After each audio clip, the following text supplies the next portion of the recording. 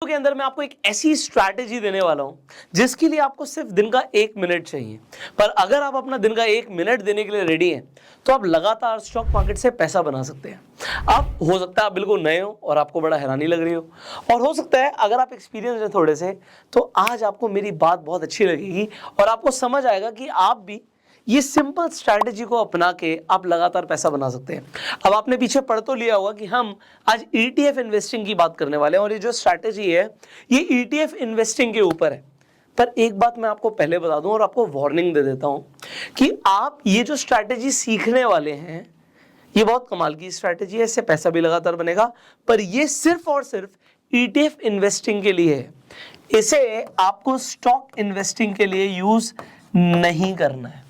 अगर आपने stock investing के लिए सेम स्ट्रैटेजी को यूज किया तो उल्टा पड़ जाएगा भाई, आपको स्टॉक इन्वेस्टिंग में नुकसान हो जाएगा, बट ETF इन्वेस्टिंग में इसमें पैसा बनेगा। अब ऐसी क्या स्ट्रैटेजी आप डेफिनेटली सीखेंगे। इनफैक्ट आज इस वीडियो के अंदर हम एक गिव अवे भी करने वाले हैं। आपको मैं आज इस वीडियो के एंड में बताऊंगा कि आपको किस तरीके से एक गिव अवे का बेनिफिट मिलने वाला है। सो इस वीडियो को आप एंड तक देखिएगा और अगर आप इस चैनल पे पहली बार आए सब्सक्राइब कर लीजिए, बेल आइकन पे क्लिक कीजिए जिससे आने वाली एक भी वीडियो आप मिस ना करें। अब आपने स्टॉक इन्वेस्टिंग को तो समझ ही लिया इस सीरीज में, आपने फंडामेंटल एनालिसिस भी सीखी, उसके बाद हमने बात करी थी म्यूचुअल फंड्स की। सो आपने म्यूचुअल फंड्स को भी समझा। यहां पर देखिए ETF लिखा भी है। ETF क्या होता है? ETF का मतलब होता है एक्सचेंज ट्रेडेड फंड्स। ये भी फंड्स है, म्यूचुअल फंड्स भी फंड्स हैं। फर्क क्या है? जब आप म्यूचुअल फंड खरीदते हो आप एक AMC एसेट मैनेजमेंट कंपनी से खरीदते हो, बट जो ETFs हैं वो एक्सचेंज पर ट्रेड होते हैं। एक्सचेंज पर ट्रेड मतलब जैसे कि इंडिया के अंदर एक्सचेंज आपको पता है NSE है, BSE है, ऐसे जो ETF होते हैं वो एक्सचेंज पर ट्रेड होते हैं। जब एक्सचेंज पर ट्रेड होते हैं और म्यूचुअल फंड्स में एक और फर्क आ जाता है। म्यूचुअल फंड्स में जब आप म्यूचुअल फंड खरीदते हो आपको पता है NAV होती है, NAV ऊपर जाएगी हमें बेनिफिट होगा, बट पूरे दिन की NAV एक ही रहती है। पर जो आपके ETFs होते हैं वो स्टॉक्स की तरह ऊपर नीचे फ्लक्चुएट करते हैं। तो अगर आप ETF में इन्वेस्ट कर रहे हो तो आप पहली बात तो एक्सचेंज से खरीदोगे, एक्सचेंज पर ही बेच दोगे और यहां पर आपको ऊपर नीचे प्राइस जाता हुआ दिखेगा। तो it is just like stock investing, पर it is more like a mutual fund. अब मैंने क्या बोल दिया? इसका मतलब है कि है तो ये स्टॉक इन्वेस्टिंग जैसा, जैसे आप स्टॉक्स खरीदते हो अपने डीमैट अकाउंट में, ये बिल्कुल वैसा ही है, पर ये एक्ट म्यूचुअल फंड की तरह करता है। अब इसका मतलब मैं आपको समझाता हूं। जब आप ETF खरीदते हो एक फंड है, एक स्टॉक नहीं है। अब ETF किस चीज का हो सकता है? जब आप अपने डीमैट अकाउंट में आके सर्च करोगे ETF के बारे में आपको बहुत सारे ETF दिख जाएंगे, आपको पता ही नहीं किस में इन्वेस्ट करना है। मैं आपको आगे जाके इस वीडियो में गाइड करने वाला हूं कि आप कौन से ETFs को कंसीडर कर सकते हो और स्ट्रैटेजी के लिए वो बताना भी जरूरी है। पर एग्जाम्पल के लिए अभी एक एग्जाम्पल लेके चलते हैं। एक बहुत पॉपुलर ETF है एग्जाम्पल निफ्टी 20। अब यहां पर हमने 20 और लगा दिया। अब इसका मतलब क्या हो गया? कुछ नहीं है, 20 का मतलब होता है बेंचमार्क एक्सचेंज ट्रेडेड स्कीम। तो लोगों ने बस कंफ्यूजिंग कर रखा है। मैं आपको बिल्कुल एक एक चीज तोड़ के समझाऊंगा कि आपको सब कुछ समझ आए, है ना। तो बेंचमार्क, यहां पे हमने बेंचमार्क ले लिया। सो निफ्टी हमारे लिए एक बेंचमार्क होता है। आप सबको पता है निफ्टी और सेंसेक्स क्या है? ये इंडेक्स है। NSE की टॉप 50 कंपनी से निफ्टी बना है, सेंसेक्स BSE की टॉप 30 कंपनी से बना है। तो निफ्टी के अंदर इन्वेस्टमेंट का मतलब क्या हो गया? इंडिया की टॉप 50 कंपनी में इन्वेस्ट करना। सेंसेक्स में इन्वेस्ट करने का मतलब क्या हो गया? इंडिया की टॉप 30 कंपनीज में इन्वेस्ट करना। पर क्या आप निफ्टी खरीद सकते हो? क्या आप सेंसेक्स खरीद सकते हो? आंसर इज नो, आप नहीं खरीद सकते। आपको या तो निफ्टी और सेंसेक्स का म्यूचुअल फंड खरीदना पड़ेगा, जिसे हम इंडेक्स फंड भी कहते हैं, मैंने आपको बताया था, और आप इन दोनों के ETF खरीद सकते हो। सो निफ्टी का एक एग्जांपल के लिए ETF बहुत पॉपुलर है, निफ्टी 20, और सेंसेक्स का भी आप ETF खरीद सकते हो। अब ये आपको जब आप सर्च करोगे आपके डीमैट अकाउंट में आ जाते हैं। अब निफ्टी 20 में जब आप इन्वेस्ट कर रहे हो आपको फायदा कब होगा? सिंपल, जब निफ्टी ऊपर जाएगा, बिकॉज ETF तो फॉलो अपने अंडरलाइन को ही करेगा। सो ETF यहां पे आपका निफ्टी का था, ETF गोल्ड का भी हो सकता है, ETF आपका S&P 500 का भी हो सकता है।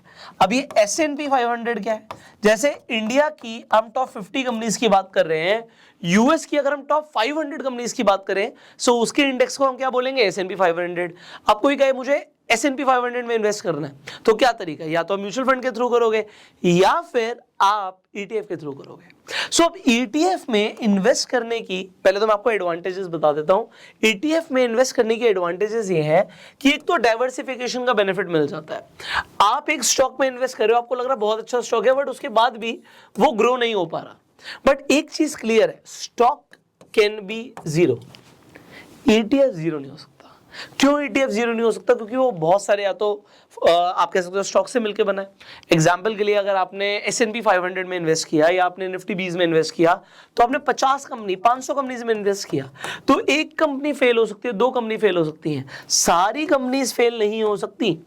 तो इसलिए ETF में कभी भी किसी का ऐसा आप सुनोगे नहीं केस कि हमने ETF में पैसा लगाया था और हमारा हम बर्बाद हो गए, ऐसा नहीं होता कभी। क्यों नहीं होता? क्योंकि आपने डाइवर्सिफिकेशन का फायदा ले लिया। स्टॉक में हो सकता है किसी आपने पेनी स्टॉक में इन्वेस्ट कर दिया, आपका पैसा डूब गया क्योंकि वो स्टॉक डूब गया। तो एक स्टॉक डूब सकता है, ETF डूबेगा नहीं।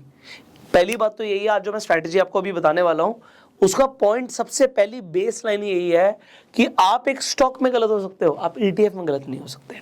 और अगर आपने ETF इंडेक्स का चूज किया तो आपकी गलत होने की प्रोबेबिलिटी बहुत ही कम है, तो जीरो नहीं होने वाला आपका पैसा, डाइवर्सिफिकेशन बेनिफिट मिलने वाला है। दूसरी चीज, ETF को भी प्रोफेशनल मैनेजर्स ही मैनेज करते हैं। तो कंपनीज होती है जो ETF इशू करती है। सो फर्स्ट टाइम एक कंपनी इशू करेगी, उसके बाद वो एक्सचेंज पे ट्रेड हो रहा होता है। तो यहां पे भी आपको प्रोफेशनल मैनेजमेंट मिलती है, पैसा डाइवर्सिफाई हो रहा है, प्रोफेशनल मैनेजमेंट मिल रही है। और अगर हमने अभी म्यूचुअल फंड भी समझा था, हमने बात करी थी, वहां पे फीस होती है, कंपनीज कमाती हैं, लोएस्ट कॉस्ट होती है ETF में जब आप इन्वेस्ट करते हो, तो आप सबसे कम कॉस्ट में, बहुत ही कम, मतलब ना के बराबर आप ETFs में इन्वेस्ट कर रहे हो और आपका डाइवर्सिफिकेशन भी हो रहा है। सो ETF में इन्वेस्ट करना चाहिए, ये तो हुई एक चीज। पर इसकी स्ट्रैटेजी क्या है? स्ट्रैटेजी से पहले मैं आपको यहां पर बताना चाहूंगा, अभी हम S&P 500 की बात कर रहे हैं। सो आप आज की डेट में इंडिया में बैठते हुए आप इंटरनेशनल भी इन्वेस्ट कर सकते हो, अपने होराइजन को बड़ा कर सकते हो, डाइवर्सिफिकेशन का बेनिफिट ले सकते हो। एग्जांपल के लिए आप IND मनी पर जाकर, आपने अभी तक सुना होगा, US स्टॉक्स में इन्वेस्ट कर सकते हो, बट स्टॉक्स से भी ऊपर जब मैंने बताया आप ETF में भी इन्वेस्ट कर सकते हो। तो US की अगर आपको ETFs में इन्वेस्ट करना है तो आप IND मनी पर जाइए और IND मनी पर जाके अपना फ्री में अकाउंट खुलवा लीजिए। वहां पे कोई अकाउंट ओपनिंग फीस नहीं है, वहां पे कोई आपको चार्जेस नहीं पे करने पड़ते। तो आपने IND मनी पर अकाउंट खुलवाया, उसके बाद आप US स्टॉक्स में इन्वेस्ट कर सकते हो। एक तो स्टॉक्स में इन्वेस्ट कर सकते हो और US ETFs में भी इन्वेस्ट कर सकते हो। फायदा क्या होता है? फ्रैक्शनल इन्वेस्टिंग इंडिया के अंदर नहीं है, US के अंदर है। स्टॉक्स का लोगों को पता होता है कि US स्टॉक्स में हम फ्रैक्शनल इन्वेस्टिंग कर सकते हैं, प्लस आप US के ETFs के अंदर भी फ्रैक्शनल इन्वेस्टिंग कर सकते हो। तो अगर आपको दिखता है कि ETF है $380 का चल रहा है, तो भैया मेरे पास तो $380 नहीं है, तो मैं कहता हूँ आपके पास 100 रुपए है, आप कहोगे हाँ 100 रुपए, 200 रुपए, 500 रुपए है, तो आप 500 रुपए लगा के भी आप इन्वेस्ट कर सकते हो। ये एक फायदा होता है जब आप US स्टॉक से ETFs में इन्वेस्ट कर रहे हो। दूसरी चीज, मैं US क्यों ज्यादा रिकमेंड कर रहा हूं, देखिए एक तो ना इंडियन करेंसी हमारी काफी ज्यादा डेप्रिशिएट हो रही है। डॉलर आप देखो पिछले कुछ टाइम के अंदर ही 75 से सीधा 83 भाग गया है। तो मतलब यहां पर जो ये 8 रुपए का डिफरेंस है ना, अगर आप समझिए आपकी इन्वेस्टमेंट 1 लाख रुपए की है, तो वो 1 लाख रुपए पे आपका जो स्टॉक का ये ETF का एप्रिसिएशन है वो तो एक अलग चीज है, पर डॉलर जो बढ़ता जा रहा है उसका भी फायदा आपको कब मिलता है? जब आपकी investing it can be in S&P 500 ETF और NASDAQ, तो वो आपके ऊपर है। बट एक एग्जांपल है, US स्टॉक्स में भी अगर आप इन्वेस्ट कर रहे हो तो आपको डॉलर एप्रिसिएशन का बेनिफिट मिलता है। तीसरी चीज, अगेन पोर्टफोलियो डाइवर्सिफिकेशन, कि हमारी इंडियन स्टॉक्स में इन्वेस्टमेंट है तो थोड़ी बहुत आपकी अब्रॉड भी हो सकती है। तो अगर आप US की टॉप 500 कंपनीज में इन्वेस्ट कर रहे हो तो आपको डाइवर्सिफिकेशन का बेनिफिट मिल रहा है। अब यहाँ पे एक रिवॉर्ड मैं आपको दे देता हूँ, पहले गिव अवे की बात करते हैं फिर स्ट्रैटेजी पे जाएंगे। गिव अवे आप सबके लिए ये है कि आप लोगों को टेस्ला कंपनी का 1000 रुपए का फ्री शेयर मिल सकता है। कैसे? IND मनी पर जाके आप फ्री में अकाउंट तो खोल ही रहे हैं, जब आप अपना वहां पे US स्टॉक अकाउंट खोल लेते हैं और उसमें पहली बार फंड्स ऐड करते हैं तो आपको IND मनी की तरफ से अप टू 1000 रुपीज का टेस्ला का शेयर मिल जाएगा। So it is as simple as that. आपको एंटी मनी की ऐप डाउनलोड करनी है, यूएस स्टॉक अकाउंट खोलना है अपना, और वहां पर जाके आपको फंड करना। आपका फंडिंग सक्सेसफुल हो जाएगी, you will get Tesla shares up to 1000 rupees. आपको जो रिवॉर्ड मिलता है मुझे टैग करना है इंस्टाग्राम पे, मैं देखना चाहता हूँ कितने लोगों को बेनिफिट मिल रहा है। अब आगे बढ़ते हैं। अब ये हमने समझ लिया। Now here comes the strategy, क्योंकि हम स्ट्रैटेजी का वेट कर रहे हैं। सो ये स्ट्रैटेजी के लिए मैंने आपको बताया था आपको दिन का सिर्फ 1 मिनट देना है। अब 1 मिनट में क्या होगा, ये स्ट्रैटेजी कैसे वर्क करती है। देखिए, पहली चीज तो मैंने आपको एक चीज बता देता हूं। आप इन्वेस्टिंग की बात कर रहे हैं, मुझे नहीं पता आप कितना पैसा इन्वेस्ट करने के लिए सोच रहे हैं, बट आइडियली आपको आपकी इनकम का 10% हर महीने इन्वेस्ट करना चाहिए। और ये 10% इनिशियल लेवल पर है। जब आप थोड़ा सा लाइफ में आगे बढ़ जाएंगे, आपके खर्चे बहुत ज़्यादा नहीं बढ़ने चाहिए, आपकी इन्वेस्टिंग ज़्यादा बढ़नी चाहिए। मैं आपको जेन्युइनली बता रहा हूँ, मैं अपनी इनकम का एक फ्रैक्शनल अमाउंट ही अपने ऊपर खर्च करता हूँ, इनफैक्ट अपनी फैमिली पे खर्च करता हूँ। मेरा ज़्यादातर पैसा हर महीने इन्वेस्ट होता है। परसेंटेज बताऊँगा तो हिल जाओगे, बट मैं वैसे ही बता रहा हूँ, परसेंटेज बहुत ज़्यादा है इन्वेस्टिंग की। सो इवन अगर मुझे खर्चा भी करना है, वो फ्रैक्शनल है मेरे लिए। यहाँ पे जितनी जल्दी आप इस चीज़ को सीखोगे उतना मज़ा आएगा, उतनी जल्दी आप वेल्दी बनने वाले हो। सो अब स्ट्रैटेजी क्या कहती है, मुझे नहीं पता आपका अमाउंट क्या है। आप हो सकता है महीने के 10,000 कमाते हो, 50,000 कमाते हो, 1 लाख कमाते हो, 10 लाख कमाते हो, 1 करोड़ कमाते हो, पर आप जो भी कमा रहे हैं 10% आप सोचिए आपको इन्वेस्ट करना है। अब एग्जाम्पल के लिए मैंने बोला आपको 10% इन्वेस्ट करना है, और आपने कहा जी मैं 50,000 हर महीने कमाता हूँ, मेरा 10% हुआ 5,000 रुपये। मैं कहूँगा वेल एंड गुड, कोई दिक्कत नहीं है। आपने बोला 5,000 रुपये। अब पहली बात तो हफ्ते में 2 दिन तो मार्केट बंद है, सैटरडे संडे बंद है। अब आपके पास मंडे टू फ्राइडे का टाइम है इन्वेस्टिंग के लिए। आपको करना क्या है, आपको सिंपली रोज सिर्फ एक ही चीज देखनी है, वो 1 मिनट लगेगा उसे देखने के लिए। आज इंडेक्स ऊपर है या नीचे है, आपको आपके डीमेट अकाउंट में आईएनडी पर या आराम से आपको गूगल पर दिख जाएगा।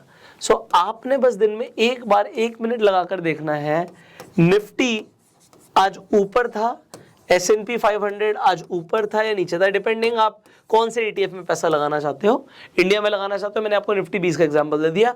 यूएस के हिसाब से लगाना चाहते हो, S&P 500 का एग्जांपल दे दिया। अभी मैं आपको ETF बता भी दूंगा।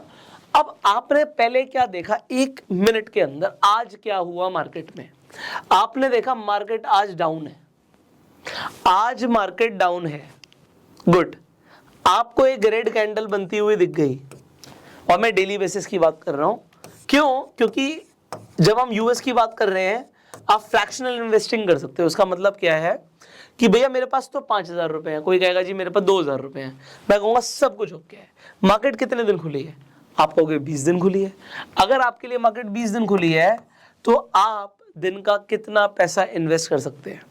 आप कहोगे इस हिसाब से तो सर हम दिन का 250 रुपये इन्वेस्ट कर सकते हैं। मैं कहूँगा वेल एंड गुड, आप 250 रुपये इन्वेस्ट करो। पर ये 250 रुपये इन्वेस्ट कब करना है? जिस दिन मार्केट डाउन है।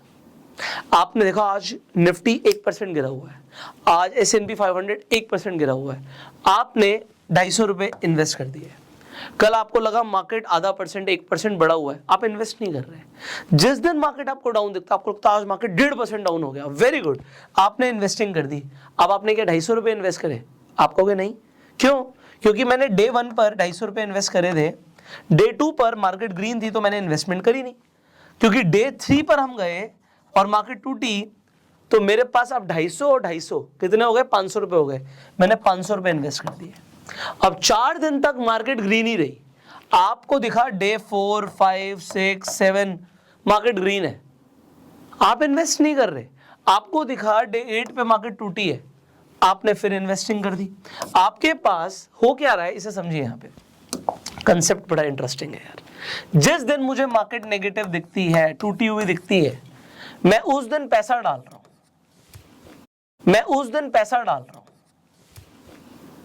और जितने दिन मार्केट रैली करती है उतने दिन मैं पैसा नहीं डाल रहा। जब टूटेगी मेरी इन्वेस्टमेंट हो गई, जब बढ़ेगी मेरी इन्वेस्टमेंट नहीं है, फिर टूटेगी मेरी इन्वेस्टमेंट हो गई, फिर बढ़ गई मेरी इन्वेस्टमेंट नहीं है। हम सबको क्या पता है, एक यूनिवर्सल चीज ले लेते हैं कि हमें ये पता है यार, एक कंपनी फेल हो सकती है, 50 कंपनियां 500 कंपनियां फेल नहीं हो सकती। ओवरऑल इंडिया की टॉप 50 कंपनियां और यूएस की टॉप 500 कंपनियां, क्योंकि हर 6 महीने के अंदर अगर किसी कंपनी ने परफॉर्म नहीं किया वो निफ्टी से बाहर निकल जाएगी, है ना। आपको पता है कि निफ्टी के अंदर टॉप 50 ही रहेंगी, तो टॉप 50 कंपनीज ने तो ग्रो करना है, this is what we know. So जब आप ETF में पैसा लगाते जा रहे हो, आपके फेलियर का चांस क्या है? Almost zero. और आप इन्वेस्ट कब कर रहे हो? जिस दिन मार्केट टूटी हुई है, जिस दिन टूटी हुई है। आप कहते हो जी मेरे पास 50,000 रुपए हर महीने इन्वेस्ट करने के लिए, वेरी गुड, आप दिन का 2,500 रुपए इन्वेस्ट कर सकते हो। अब अगर आप दिन का 2,500 रुपए इन्वेस्ट कर सकते हो, जिस दिन मार्केट टूटी आपने 2,500 डाल दिया, 10 दिन तक मार्केट ग्रीन थी, कोई दिक्कत नहीं है भाई। जिस दिन रेड आएगी आपके 25,000 रुपए इकट्ठे हो गए, आपने 25,000 रुपए की इन्वेस्टमेंट उसी दिन कर दी, बूम। क्योंकि फिर जब मार्केट ऊपर जाएगी ये 25,000 ही सीधा 35,000 दिखेंगे अकाउंट में आपको। और अभी तो हम बेचने की बात ही नहीं कर रहे, क्योंकि mutual fund investing, stock investing या ETF इन्वेस्टिंग हम तो सालों के लिए करते हैं मेरे भाई। रिटर्न्स खतरनाक मिलने वाले हैं। ये स्ट्रैटेजी आपको लगातार पैसा कमा के देगी। और ETF आप देखो, निफ्टी भी 190 रुपए यार, कुछ भी नहीं है। आपको सेंसेक्स का ETF 600 रुपए के आसपास मिल जाएगा। सो यहाँ पे आपको समझना क्या है कि लगातार इन्वेस्टिंग करते जा रहे हैं हम। और यूएस स्टॉक्स में इन्वेस्ट कर रहे हो तो भैया जितना मेरा अमाउंट आ रहा है मैं उतना ही डाल दूंगा, 250 के हिसाब से बन रहा है तो फ्रैक्शनल इन्वेस्टिंग है। आपका पैसा ग्रो होता हुआ दिखना चाहिए, ये इंपॉर्टेंट है। स्ट्रैटेजी कैसे लगी कमेंट करके बताना, सिंपल स्ट्रैटेजी है।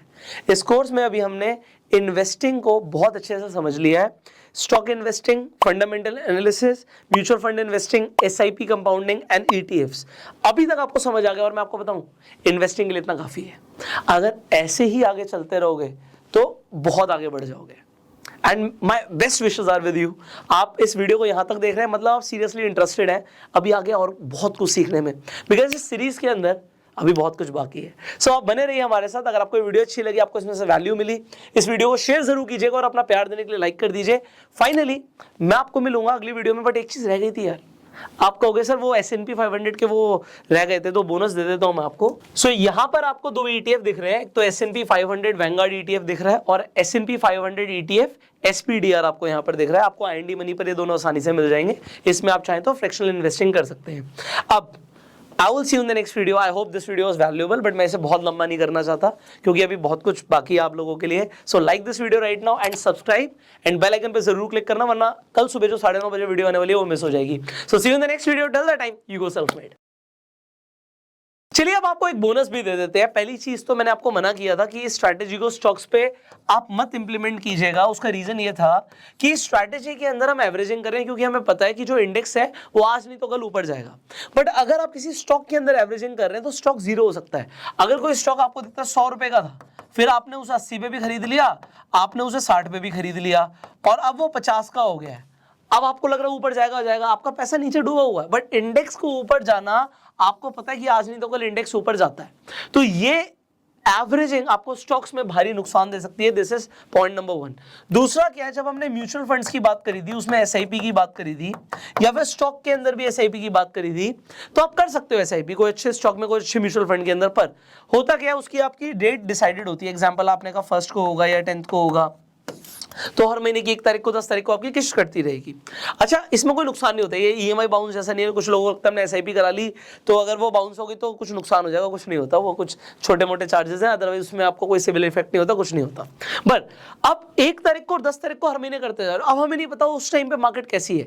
एवरेजिंग यहाँ पर भी हो रही है, वॉलेटिलिटी से आप तब भी प्रोटेक्टेड हो, पर हो सकता है मार्केट जब ऊपर थी तब आपकी इन्वेस्टमेंट्स होती जा रही थी और आपकी 10 तारीख को इन्वेस्टमेंट हो गई, उसके बाद 10 तारीख से लेके 20 तारीख तक लगातार मार्केट गिरी है, पर उसका आपको फायदा नहीं मिल पाया। बट जब आप डेली इन्वेस्ट कर रहे हो, आप डेली देख रहे हो कि मार्केट जिस दिन गिर रही है, एक दिन गिरी हमने फिर खरीदा, दूसरे दिन भी गिरी, तीसरे दिन भी गिरी, तो लगातार हमारी एवरेजिंग हो रही है, वो भी ETFs के अंदर, विच इज बेटर, मतलब एज पर मी। बट मैं आपको जेन्युइनली बता रहा हूँ क्योंकि बोनस है। मेरी म्यूचुअल फंड्स में भी इन्वेस्टिंग है और मेरी ETFs में भी रेगुलर इन्वेस्टिंग है। ETF में मैं खुद करता हूँ, म्यूचुअल फंड अकाउंट से कट रहा, तो एक हैबिट है। तो ऐसा नहीं कि ये ज़्यादा अच्छा है वो ज़्यादा अच्छा है, बट ये स्ट्रैटेजी लगातार पैसा बना के देती है। सो इस स्ट्रैटेजी के बारे में भी आपके क्या व्यूज़ है कमेंट्स में बताइएगा। And this was bonus from my side.